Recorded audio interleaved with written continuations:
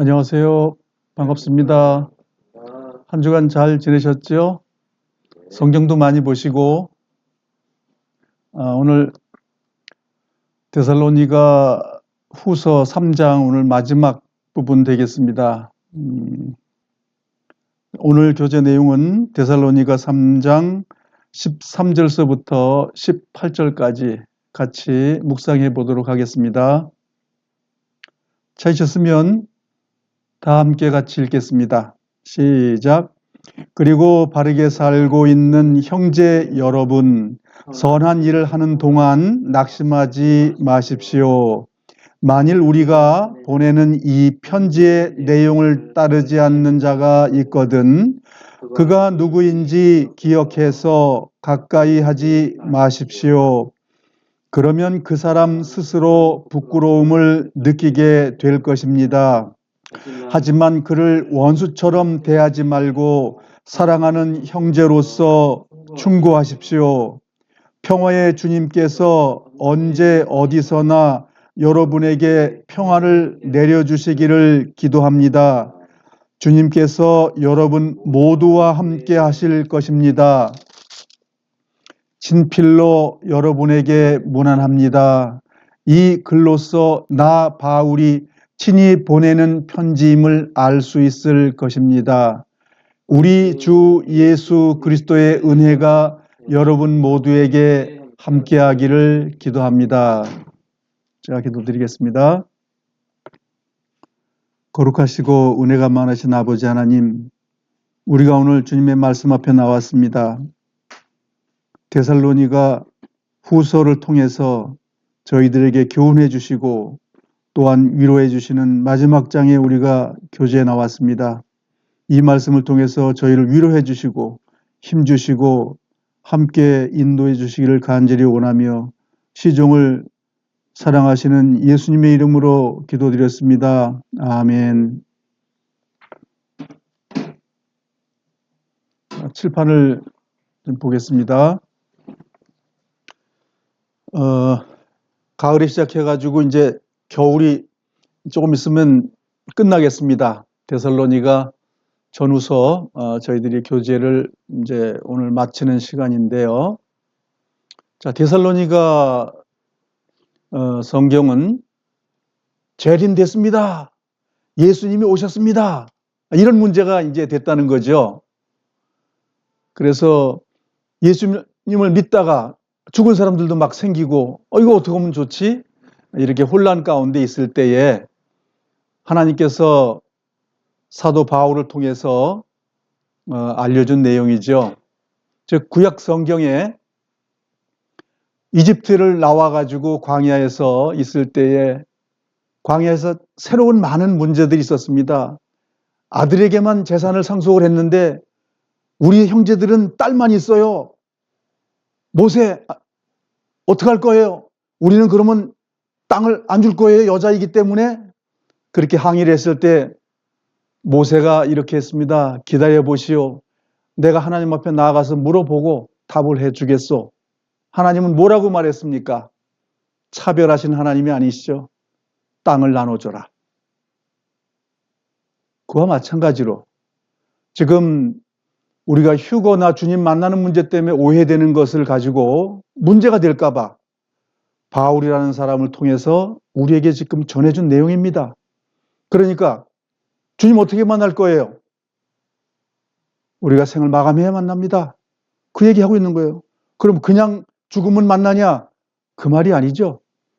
살아서 주님의 말씀에 순종함으로 주님과 동행하고 거룩한 삶을 살고 우리의 주변의 모든 환난과 고난을 겪은 다음에 나를 만나게 된다라고 가르치고 있는 성경이 데살로니가 전후서입니다. 그러니까 기복신앙 내지는 번영신학, 예수 믿으면 잘 됩니다. 그거의 반대 이야기를 우리가 배운 거예요. 우리도 마음속에 예수 믿으면 다 잘 돼야 되는 거 아니야? 우리가 하늘 아버지가 나의 아버지인데 하늘의 축복이 우리에게 준비되어 있습니다. 이 땅에서 축복받을 걸 기억하지 마시기 바랍니다. 이 땅엔 뭐죠? 일용할 양식을 주옵시고 주님은 그것밖에 허락 안 했습니다. 빌딩 짓고 이 땅의 주인처럼 살아가는 것 말씀한 적이 한 번도 없어요. 일용할 양식을 구하라는 겁니다. 하루하루 살아가는 걸 만족했다고 자유하라는 거예요. 그게 성경입니다. 근데 우리 마음속에 뭐가 있어요? 내가 하나님을 써먹는, 하나님을 내 발밑에 집어넣는 능력을 우리가 가지고 있다는 거예요. 그것이 우상숭배입니다. 그 삶은 주님 앞에 못 씁니다. 결국은 버려지게 되는 거예요. 성경이 뭐라고 말합니까? 내가 곧 길이요 진리요 생명. 천국 가는 길은 주님밖에 없다는 거예요. 그런데 그 길을 가려고 하지 않아요. 곶감 좋은 맛있는 것만 빼먹으려고 들어요. 나에게 좋은 말, 나에게 편한 말, 나에게 위로가 되는 말만 가져와요. 나에게 불편하고 끝까지 지키고 인내하라는 말은 좀 안 했으면 좋겠어. 근데 성경은 뭐라고 말합니까? 주님께 가신 그 길을 우리도 가라고 말하고 있는 것이 성경이라는 거죠. 그럼 주님이 해피하게 오셨다, 해피하게 가셨습니까? 아닙니다. 창조주 하나님이 이 땅에 육신을 입고 오셔가지고 정말 모진 고난을 다 겪으시고 그리고 죄라는 문제를 해결하고 가셨어요. 우리 마찬가지예요. 이 땅의 생을 마감할 때까지의 삶이 고난입니다. 고난. 죄를 이겨야 되고 죄를 끝내야 되는 삶을 끝도 없이 살다가 생을 마감해야 됩니다. 그 마지막은 천국이 되는 거예요. 그래서 주님과 동행했을 때 그날의 천국은 우리의 것이 되는 거예요. 나의 부귀와 영화를 우리가 요구한다면 그 사람은 하나님 믿는 사람이 아닙니다. 자기를 믿는 것이고 자기가 하나님 된 거예요. 그래서 우리가 성경을 통해 들어가면 뭡니까? 주님이 가신 길을 너도 가라고 했을 때 우리가 힘이 없다는 거예요. 그렇게 쫓아갈 힘이 없다는 거예요. 그래서 무한한 큰 힘을 주시는 그분께 부탁하면 끝도 없이 그 힘을 주시겠다고 약속한 것이 성경이다 그거예요. 여러분들 성경 많이 읽으십니까? 기도하십니까? 종교에 심취하지 마시고 성경으로 들어가서 주님과 교통하길 바랍니다. 주님과 교제를 하셔야 됩니다. 그 교단의 교제가 더 중요한 게 아니고 주님과의 교제가 중요합니다. 오직 예수, 오직 말씀, 오직 믿음 외에는 없는 것입니다. 근데 우리 인간들은 서클, 아주 굴립해가지고 힘을 가지고 모여서 좀 좋은 걸 누리려고 하고 그것에 우리는 만족합니다.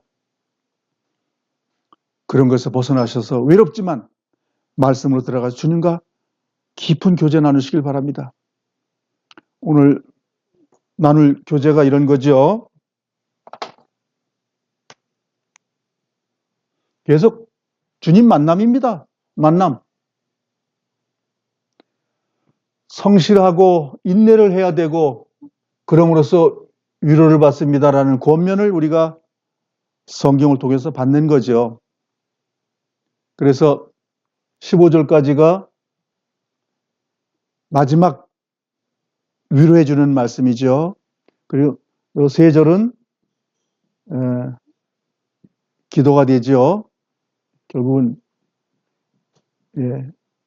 위로라는 말이 되겠죠. 그래서 오늘 선하고 바르게 생활하라. 뭐 초등학교들은 바른 생활 책이 있죠. 바르게 사세요. 오른쪽 통행하세요. 침 뱉지 마세요. 담배 꽁초 버리지 마세요. 휴지 버리지 마세요. 그게 사실 배우는 겁니다. 영적으로도 마찬가지예요. 죄 짓지 마세요. 헐뜯지 마세요. 남을 위로해 주세요. 염려해 주세요. 함께 고난 겪는데 함께 해 주세요. 어려운 사람 있으면 도와주세요. 같은 말입니다, 그게. 그렇게 사는 동안에 낙심할 때가 많다는 거예요. 힘이 드니까. 그래서 후히 주신다고 그랬어요, 그분께서. 우리의 부족함이 많기 때문에 후히 주시는 그분의 능력으로 살아가라. 이렇게 성경은 말하고 있어요. 그래서 성경을 통해야 우리가 안식이 일어나지 성경을 덮어놓으면 평안과 안식이 없습니다. 말씀 안에만 평안과 안식이 있는 것이죠. 그래서 주님의 말씀을 순종하고 불순종하는 사람들은 멀리 하십시오. 불순종한다는 게 뭐예요? 주님의 말씀에 순종하지 않고 죄 지는다는 겁니다. 세상이 영원히 나의 행복의 조건으로만 있는 것으로 생각하는 것. 금세 지나가지요? 세옹지마라는 고사성어가 있지요. 금세 지나갑니다. 아름다운 꽃도 열흘 안 지나간다고 그러죠. 그게 다 우리에게 하나님께서 우리의 배우라고 자연에게 준 교훈이죠. 아무리 아름다운 것도 그래요. 아무리 행복한 것도 금세 지나가요. 그래서 불순종하는 자를 멀리만 하는 것이 아니라 원수처럼 대하지 마세요. 이렇게 말이. 이게 어려운 얘기입니다. 미우면 그냥 미워져요, 인간들은. 그렇지만 하나님의 사랑으로 다가가 주십시오라는 말이죠. 주님은 정말 사랑이 넓으신 분이니까 우리는 정말 요 밴댕이 송알 딱지? 저기 좀 나쁘게 말하면 아주 우리 마음이 조그맣니다. 넓질 않아요. 주님의 넓은 마음을 우리가 가져오는 것이죠. 그게 곧 신앙생활이 되는 거죠. 그래서 어떠한 상황이라고 말하는 건 지금 여기에 로마에서 지금 핍박받고 탄압받고 순교당하는 그 이야기를 하는 거예요. 그러니까 뭐 지금 우리가 조금 뭐 어렵고 아유 돈이 조금 없어요. 뭐 그런 누가 나를 좀 해꾸자 그런 얘기가 아니에요. 극한 어려운 상황에서 주님께서 함께 계십니다. 위로가 되겠죠? 세상에서도 뭐 어려운 일 때 같이 누가 옆에 있으면 위로가 되는데 극한의 어려움이 있는 상황에서 주님이 내 안에서 함께 계십니다. 주님께서 함께 고난받고 있습니다라고 할 때 얼마나 위로가 되겠어요. 그래서 17절에는 바울을 통해서 예수님의 말씀을 전해주고 있는 거지요.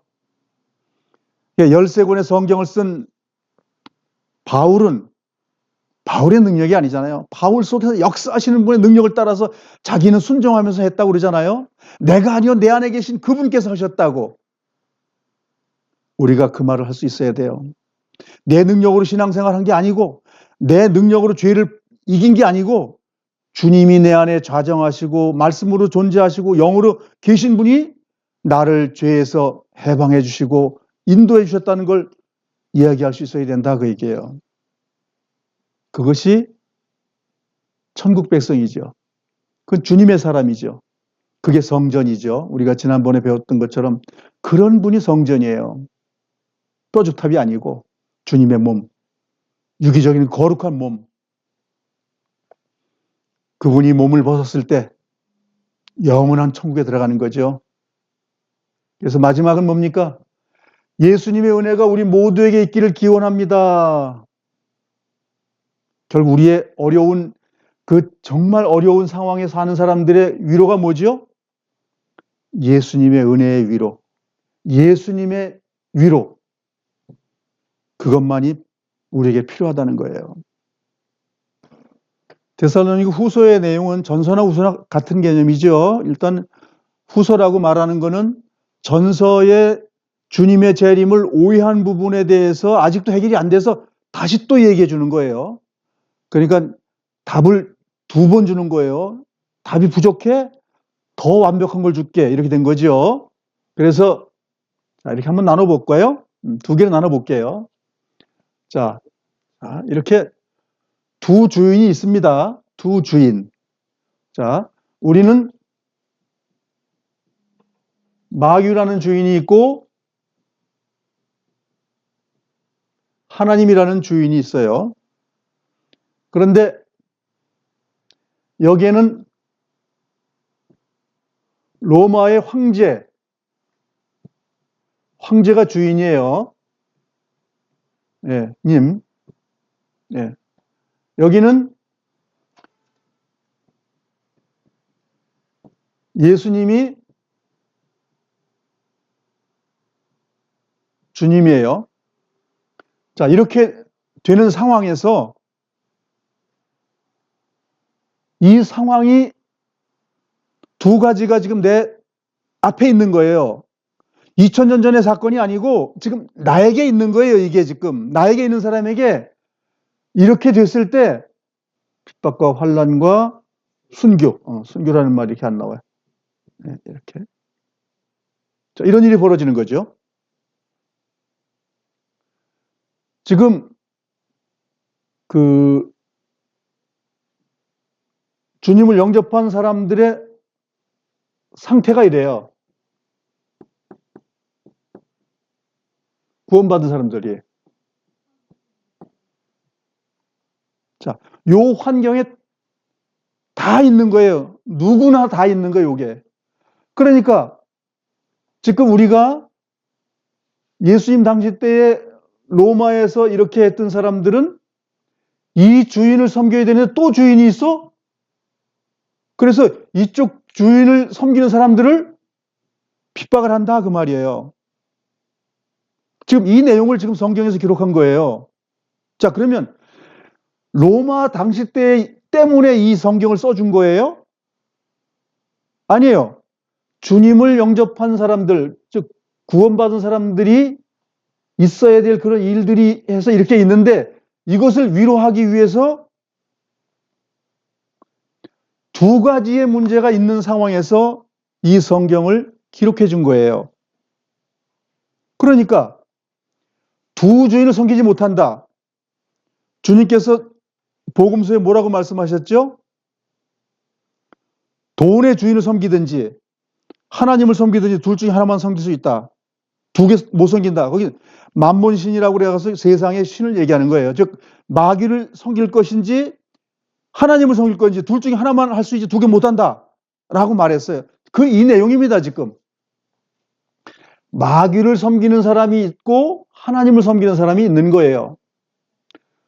두 개를 동시에 섬기는 일은 안 된다. 그런 일은 없다 그 말이에요.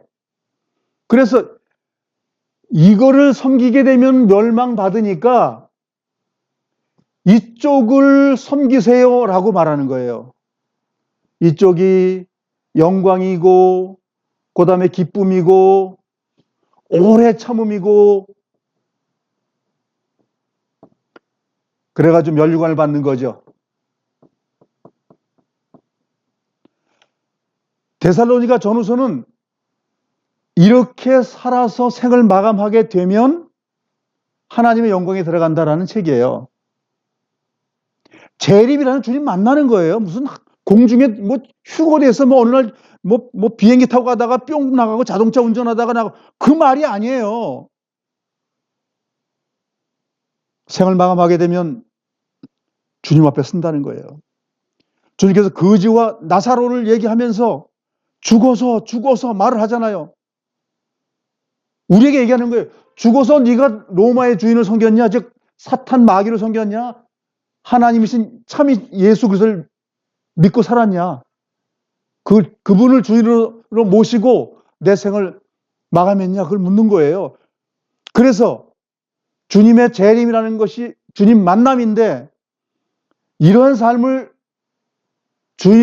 이쪽 주인을 섬겼다 그러면 버려진다. 그래서 이걸 지옥이라고 말하는 거고요. 하나님의 사랑에서 멀리 떨어져 나가는 것. 이쪽 주님과 동행하는 생활. 이쪽이 어렵기 때문에 성경에서 뭐라고 다 말합니까? 주님의 은혜, 주님의 은혜. 그렇죠? 주님께로 오는 그 능력, 힘입고 그 말씀의 능력으로 이쪽의 삶이 사라진다고 말하는 거예요. 이걸 갖다 신앙생활이라고 하겠죠. 여기에 자기를 부인하는 자기 부인의 삶이 들어있는 거죠. 결국 이타적인 삶.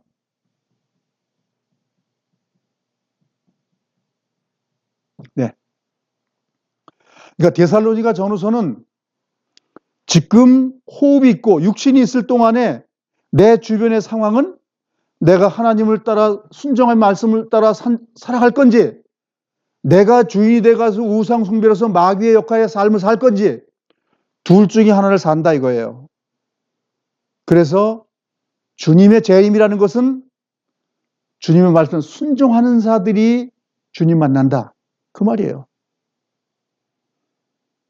그래서 많은 사람들이 성경을 오해하고 지금 주님과 동행하지 못하면 그 나라에 못 들어가는 겁니다. 그걸 사도 바울을 통해서 지금 말하고 있는 거예요. 그래서 두 주인 못 섬깁니다. 데살로니가 후서 3장 13절입니다. 한번 읽어볼까요? 그리고 바르게 살고 있는 형제 여러분, 선한 일을 하는 동안 낙심하지 마십시오. 바르게 살기가 어렵다는, 즉 신앙생활 잘하세요인데 신앙생활이 힘듭니다 그 말이에요. 에? 그래서 낙심하지 말라는 거예요. 그 왜 낙심하지 말아야 돼요? 보상이 있기 때문에. 그 운동하는 선수들이 그 연습할 때 굉장히 힘들잖아요. 어떤 야구 그 이제 유명한 선수는 계단 올라가는 게 아주 죽기보다 힘들었다고 하는 거예요. 근데 나중에 그 계단 올라가서 그 운동에서 근육이 붙고 그러니까는 운동을 잘했다는 거예요. 그 죽기보다 힘든 걸 잘 참았더니 결과는 좋았다 그 말이에요. 그것처럼 우리가 바르게 산다는 말은 성경적으로 산다고 말하는 거고 주님의 말씀에 순종한다는 말인데 그게 어렵다는 거예요. 우리가 낙심하고 낙담할 때가 많다는 겁니다. 그래서 주님께로부터 위로받으라는 거죠. 갈라디아 6장을 한번 가볼까요? 갈라디아 교회도 사도 바울을 통해 가지고 하나님께서 이렇게 말을 해줬어요. 갈라디아 6장 7절서부터 10절까지 4절 한번 읽어볼까요? 천천히. 스스로 속이지 마십시오. 하나님을 속일 수는 없습니다. 사람은 자기가 심은 대로 거둘 것입니다. 자기의 육체의 욕망대로 심는 사람은 육체로부터 썩을 것을 거둘 것이며 성령의 뜻을 따라 심는 사람은 성령으로부터 영원한 생명을 거둘 것입니다. 대단하죠? 9절. 선한 일을 하다가 낙심하지 말아야 합니다. 때가 이르면 영원한 생명을 거둘 것이므로 포기하지 말아야 합니다. 기회가 닿는 대로 모든 사람에게 선한 일을 해야 합니다. 특히 믿음의 가정에 그렇게 해야 합니다. 자, 이 말씀이 대단하죠? 우리가 참고 있냐는 그 결과가 뭐라고요? 영생. 하나님과 함께 있는 것. 하나님과 함께 사는 것. 그렇기 때문에 참아야 된다고 가르쳐 주는 거예요. 이게 얼마나 큰 위로가 됩니까? 우리가 참고 인내하고 하는 그 결과가 하나님의 나라에서 함께 하는 것. 나의 주인이여 나의 하나님이신 그분과 함께 있는 것. 얼마나 큰 행복이겠어요? 자, 본문 가겠습니다. 14절 같이 읽어보겠습니다. 만일 우리가 보내는 이 편지의 내용을 따르지 않는 자가 있거든 그가 누구인지 기억해 가까이 하지 마십시오. 그러면 그 사람은 스스로 부끄러움을 느끼게 될 것입니다. 지금 바울이 보낸 편지가 바울의 이야기예요? 성령님의 이야기예요? 성령님의 이야기죠. 그러니까 사람의 말이 아니라는 거예요. 우리가 지난번에 배웠던 말씀처럼 그 6절을 한번 읽어볼까요? 형제 여러분, 우리 주 예수 그리스도의 이름으로 명합니다. 일하기를 싫어하는 형제들을 멀리 하십시오. 게으름 피우며 일하지 않는 사람들은 우리가 전한 명령을 지키지 않는 것입니다. 우리가 전한 명령을 지키지 않는 것입니다. 말씀이죠.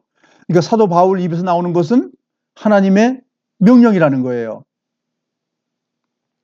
15절입니다. 하지만 그를 원수처럼 대하지 말고 사랑하는 형제로 충고하십시오. 그때 당시엔 성경이 참 없었잖아요. 더군다나 유대인들 회당이 없다면 성경을 읽을 수 있는 상황이 못 되는 거예요. 아주 부자들은 뭐 성경이 한 3천만 원 정도 된다고 그러죠. 그때 당시에 그런 큰 돈 가진 사람들은 부자들만 있겠죠. 그러니까 성경 보기가 쉽지 않은 거예요. 그것도 구약 성경을 말하는 것이고, 그래서 하나님께서 바울을 통해서 구약 성경을 전해주고 있는 거죠. 그래서 사도 바울의 말이, 그 편지가 결국 성경이 된 거죠. 누구의 능력? 하나님의 능력이죠, 그게. 마태복음 18장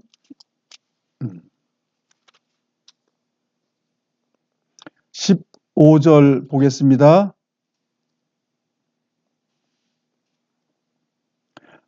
20절까지 같이 읽어보겠습니다. 시작. 만일 네 형제가 네게 죄를 짓거든 가서 단둘이 있을 때에 잘못을 지적하여라. 만일 그가 네 말을 들으면 네 형제를 얻을 것이다. 그러나 만일 네 말을 듣지 않으면 한두 사람을 데리고 다시 가거라.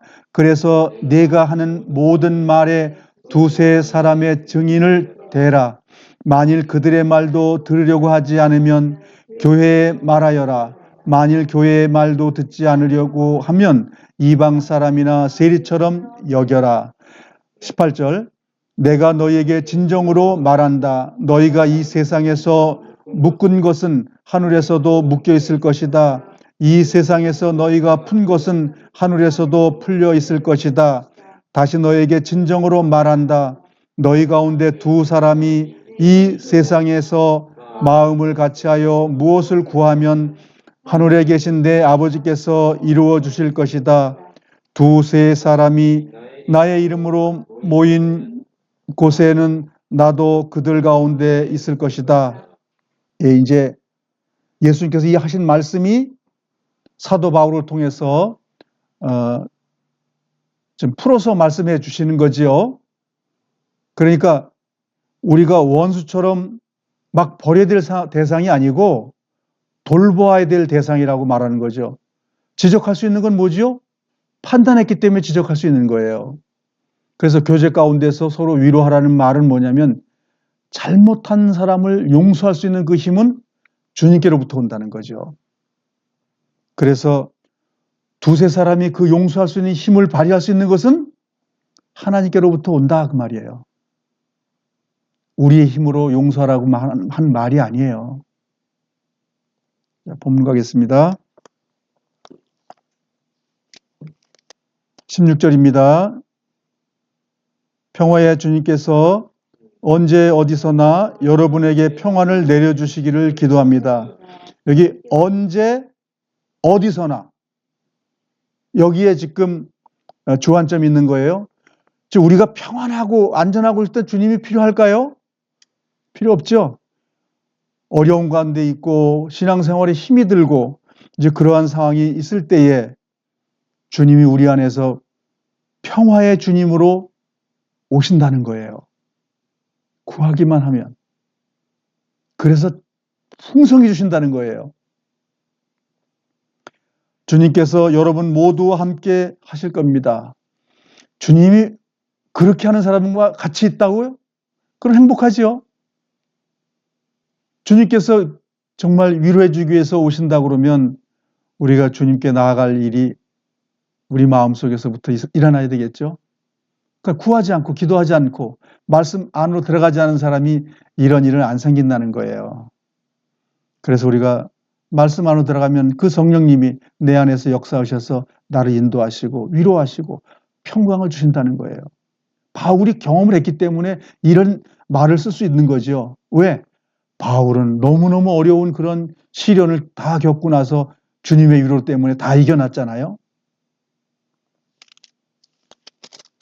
17절 가보겠습니다. 17절. 친필로 여러분에게 문안합니다. 이 글씨로 나 바울이 친히 보내는 편지임을 알 수 있을 것입니다. 이제 데살로니가 전후서, 즉 편지를 쓰고 나서 그러니까 자필 서명을 했다는 겁니다. 그때 당시에 그 바울이 워낙 유명하니까 그 바울 편지라고 이제 사람들에게 쏘겨가지고 사람들을 많이 현혹시켰다는 거죠. 그래서 바울이 그 편지 끝에다가 특별히 알아먹을 수 있는 사인을 했겠죠. 그래서 그 큰 글씨로 이제 쓰면서 이게 바울 서체가 이렇게 꼬불꼬불한 서체구나 이렇게 할 수도 있고 그렇게 해서 알아먹었다는 거예요. 이건 틀림없이 바울이 쓴 말씀이네 하고 편지네 하고 하나님께로부터 위임받은 말씀이네 라고 깨닫게 됐다 그 말이에요. 그래서 많은 고린도 교회에서도 하나님 말씀으로 알아들었다고 말하기도 하고 그러잖아요. 이제 사도행전에 그러면 친필로 사인했다는 그 말이 얼마만큼 권위가 있는지 그 사도 바울이 하나님께서 어떻게 그 권위를 줬는지 한번 보겠습니다. 사도행전 9장으로 가겠습니다.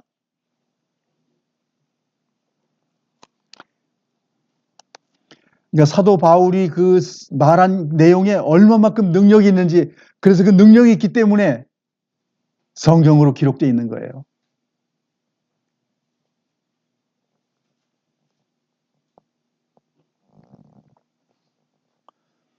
(9장) 3절입니다.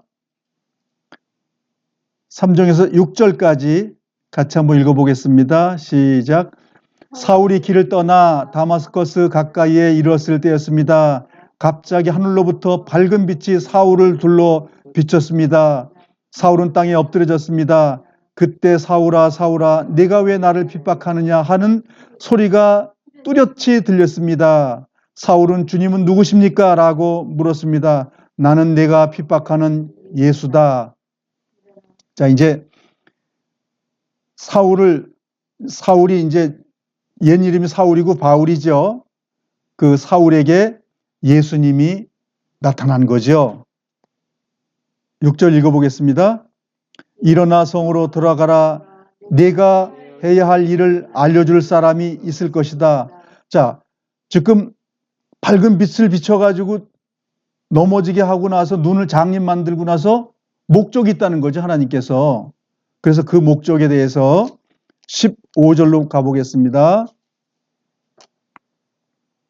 15절 16절 읽어보겠습니다. 시작. 그러나 주께서 아나니아에게 말씀하셨습니다. 아나니아가 안수한 거예요. 가거라. 그는 이방 사람들과 여러 왕들과 이스라엘 백성 앞에서 나의 이름을 전하도록 선택된 나의 도구이다. 예, 바울이 지금 그 데살로니가 전후서에 쓴 그 책이 뭐죠? 하나님의 도구. 예수님이 데살로니가 형제 자매들에게 주고자 하는 말을 바울을 통해서 그 일을 했다. 그 말입니다. 16절.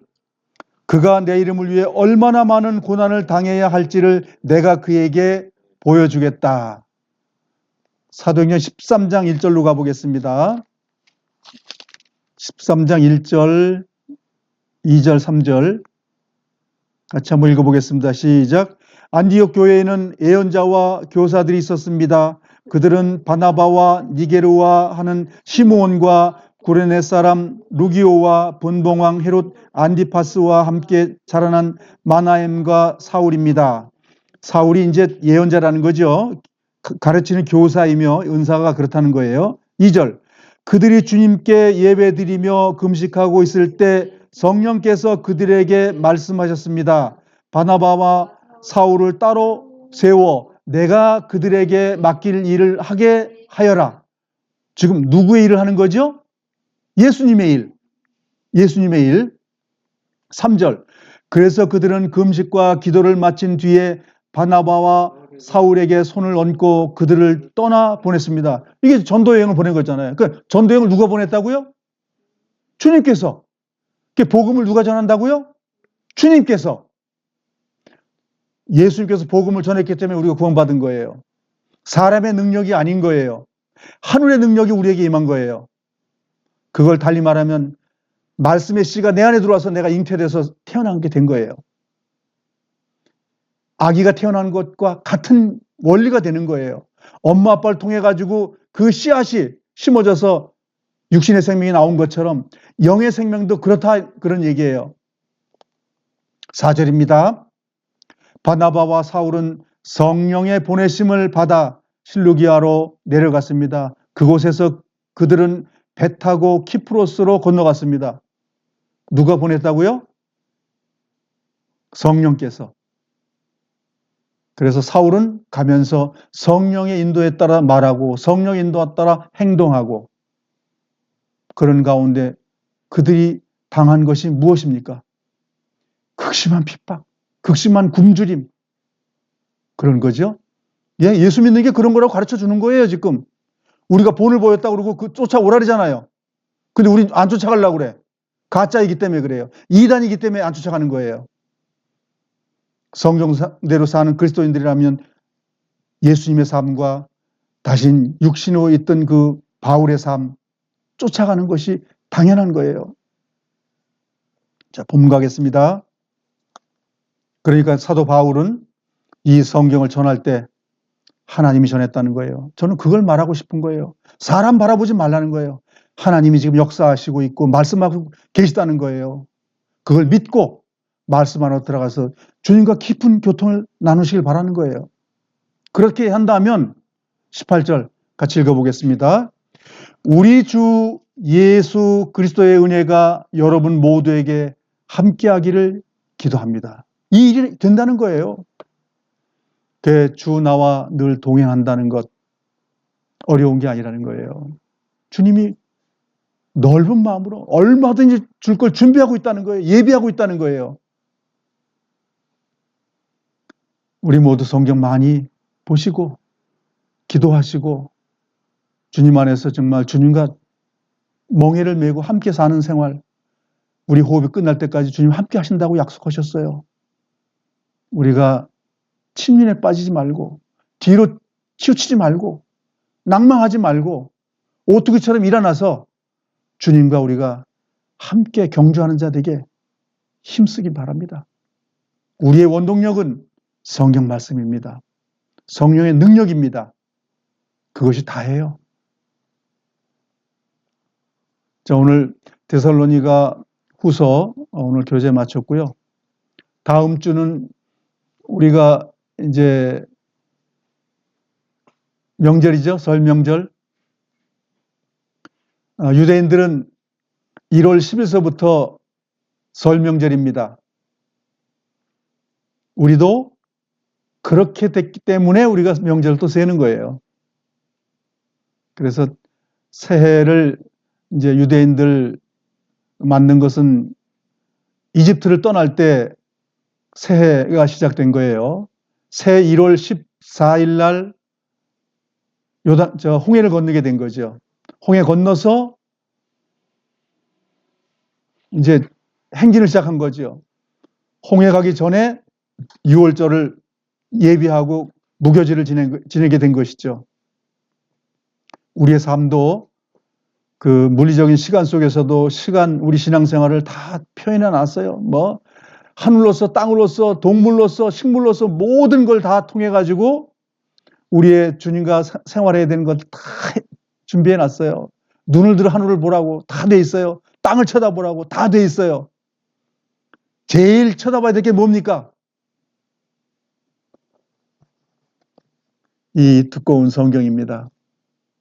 아주 엑기스가 그냥 철철 흘러넘치게끔, 주님의 사랑의 덩어리가 철철 흘러넘치게끔 준비해 놨습니다. 성경 많이 보시고 주님과 교통하시기 바랍니다. 제가 기도하겠습니다. 거룩하시고 은혜로운 아버지 하나님, 우리를 인도하신다고 약속하셨고 우리를 위로해 주신다고 약속하셨고 이 말씀 가운데 함께 나누자고 기록된 말씀을 우리가 오늘 배웠습니다. 이 땅에서는 우리에게 변형이 없고 소망이 없고 오직 주님의 나를 바라보며 주님의 나라를 바라보며 우리를 기다리고 있는 주님을 우리가 보았습니다. 우리가 자론으로 치우치지 않고 주님의 말씀에 순종하는 자들 되게 해 주시옵소서. 특별히 우리 육신의 형제자매들도 말씀 앞에 나아가서 기쁜 마음으로 주님을 영접하는 삶이 되도록 도와주시고 함께 해 주시옵소서. 이번 설 명절을 잘 보내고 서로 사랑하며 서로 위로하고 그렇게 하다 다시 만나기 원합니다. 우리 모두를 사랑하시는 예수님의 이름으로 감사하며 기도드렸습니다. 아멘.